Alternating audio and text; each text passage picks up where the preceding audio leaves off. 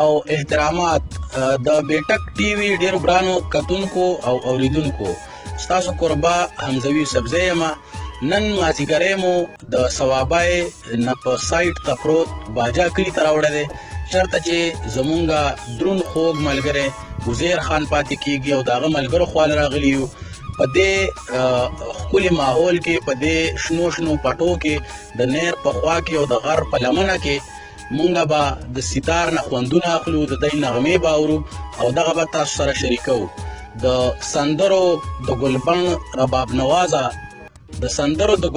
رباب نوازه که زمونږ امامتو کې ښه نه ده، په دغه شعر باندې عزیر خان ته خواست کوم چې که خپله څه پیغام را سره شریکول غواړي د بیټک ټي وي په شیشه باندې دا وخت تاسو ټوله دنیا ګوري، تاسو به څه ویل غواړئ؟ السلام علیکم حمزوي صاحب، موږ تاسو ته په راتګ باندې دلته هرکلی وایو او ستاسو ډېره زیاته مننه کوو چې تاسو دلته کې راغلئ. که موږ وایو چې خلک دا جنګ جګړې ټوپکې دې نه ځان منې کړي او خپله موسیقي خپل ښه ټایم پاس کړي، نو دا ښه ده. په دې سره مطلب مینه سیوا کېږي او ټایم پرې پاس کېږي، نو ښه خبره ده چې سړی خپل ټایم پاس کړي په ښه ځای وخت کې.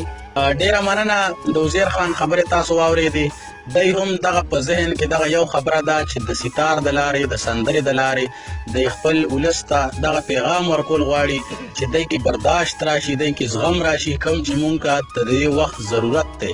مونږ سره ډېر ګران محترم استاد مختیار استاد ناست دی، هغه ته خواست کوم چې که خپله څه خبر را سره شریکول غواړي. مونږ یې ډېره زیاته مننه هم کوو چې په دې لنډ تنګ وخت کې مونږ له ځان راورسو او دغه د تبلیغ دغه ذمواري په لاس واخسته.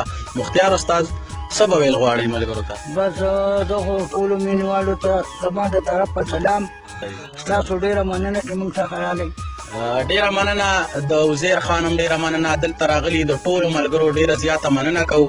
اوس په ستاسو او د عزیر خان په منځ کې دیوال نه جوړېدل غواړم، په دغه شعرونو باندې تاسو نه اجازت غواړم او تاسو عزیر خان ته سپارم چې د هغه د نغمې نه، د مختیار استاد د تبلې نه تاسو خوندونه واخلئ چې که ما چېرته په لاسو کې ستار اغستی دی، الله رانه د خپلې برخې کار اغستی دی. پردی جامې ګنډل زما د 2 روپو دشمنې، ما ټول عمر د مور مشین له تار اغستی دی. د مصر په بازار کې په ښایست باندې بولي وه، ما نوم پکې د خپل افغان په جار اغستی دی.